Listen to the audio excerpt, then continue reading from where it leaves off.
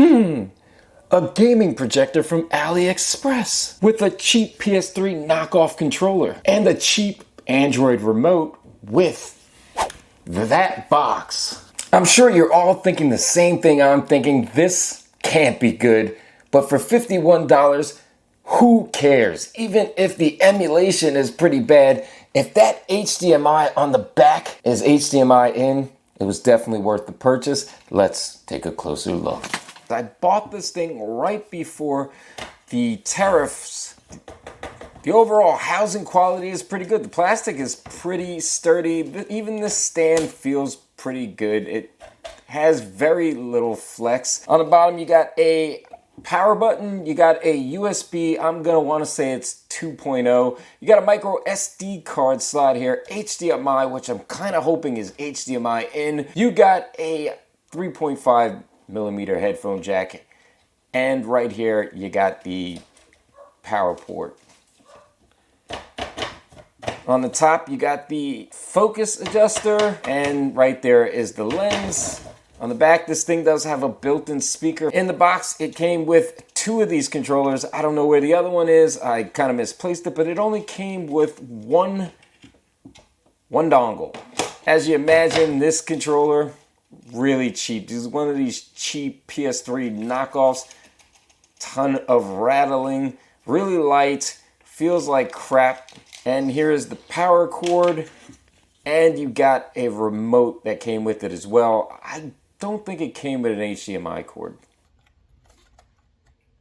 Now, one thing I did notice, as you see, this has kind of, I guess you would call it an elbow connector. You'd imagine it'd want to be fed through here. Oh, wrong side. You'd imagine it'd want to be fed through here and then plugged in at the bottom.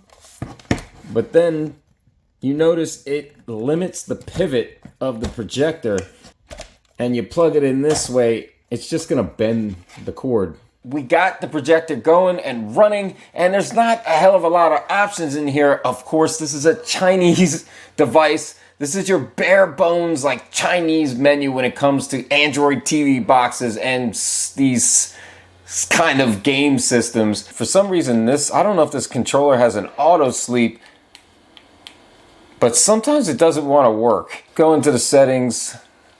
This controller. Hey, that guy. This is a remote. That is a controller. I didn't have a problem with it before, but for some reason, and I don't know, maybe it's the crappy batteries that I stuck in there, but it doesn't seem to want to work occasionally. Move out the way, Midnight. This cheap controller works better. Projector settings, which I was in there, there's not much. You got projector mode, which you can flip the screen upside down, sideways, blah, blah, blah. And you got your screen percentage. Now, for that, you can zoom out, zoom in, but you're stuck at that setting right there. What is that, like a 32-inch, equivalent to a 32-inch TV? So you kind of gotta push the projector back. On the top here, you see right there, there is a autofocus.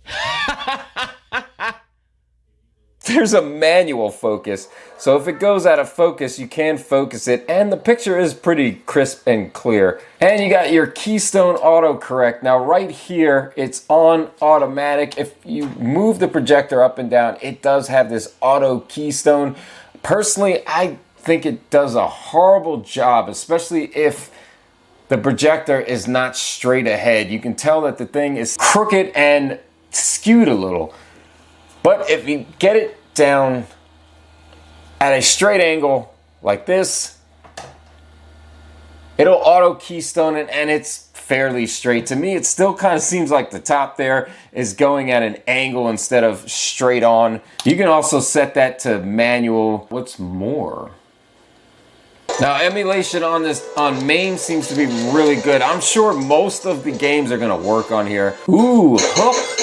As you're gonna hear, the speaker is actually fairly loud. That's coming out of the projector.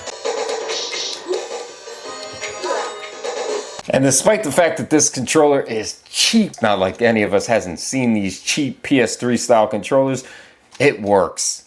GBA.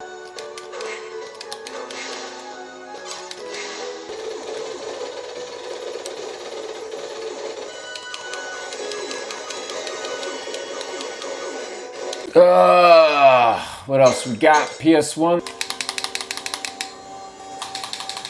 Controller doesn't work.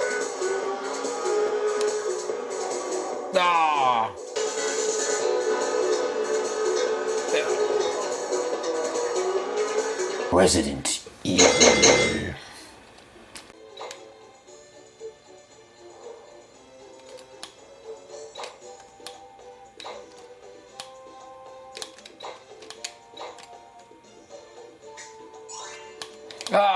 I want to find something in here that is like a I don't want to say hardware pusher on the PSP, but it's something demanding. Some of these just look like PSP minis. Freak it. We'll try that. I mean, it's running all right. There are some hiccups and slowdowns here and there.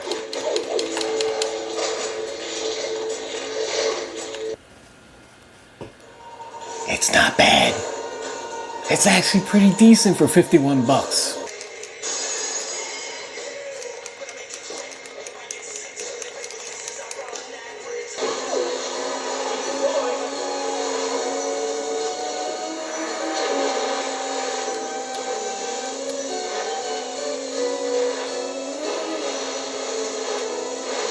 There's some, at times it looked like it was slowing down. I couldn't really tell. I mean, it's running all right. It did look like it was slowing down a little there.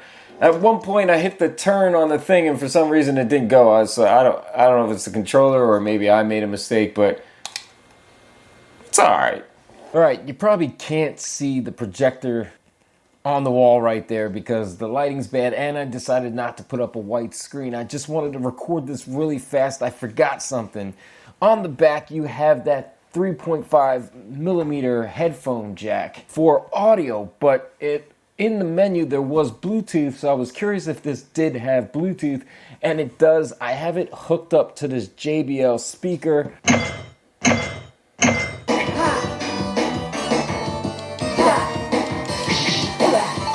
Potentially you could hook a Bluetooth soundbar to this, or even some sort of Bluetooth surround sound. I think I could pretty much go into my final thoughts. I'm not going to turn the lights on, put some neon, RGB lights back here. Who gives a care? This projector for $51 is not too bad.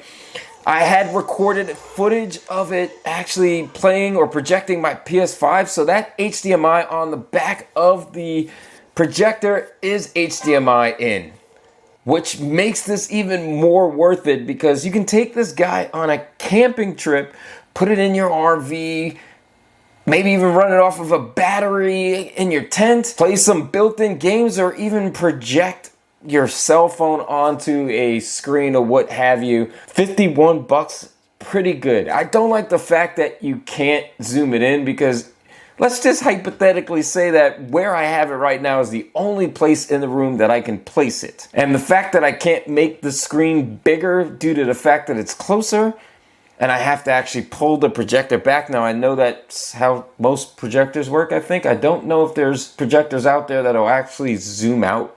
I'm sure the expensive ones do. I did have it in my bedroom on the headboard on the shelf, and the screen was way too big, which kind of sucks, but I did see that you could zoom or shrink the screen at least, so that might help in that case. The minute I got this thing, I questioned, how is the main board hooked to the actual projector part of it? Can I take this thing apart and fit a Raspberry Pi in it? Or any type of single board computer? Now, it looks like the space within there is kind of limited. I'm not entirely sure. I think if you take a look at the width, so I could potentially fit one in there, but I don't know how it's hooked to the actual projector part. If I figure that out, that's definitely going to be a video in the future. It's probably going to be on my DIY dummy channel, but I will have a video on here showing it working. Let me know what you think of this $51 AliExpress gaming projector. You have any questions on it, let me know in the comments down below. I think it's well worth the purchase if you want an extra cheap projector to take along with you, or even in a room like this where I don't have a TV and occasionally I sleep in it. I guess as for now, I'll see you in the next one. I think we're going to be taking a look at this fine, I don't know how to pronounce it, H9 wireless gaming headset. I've always wanted to test their things out. They're fairly affordable, and I wonder if they're any good. Guys, instead of staring at my ugly mug, why don't you go ahead and check out one of our other videos? 1, 2, I'll wait. My busted face ain't going nowhere.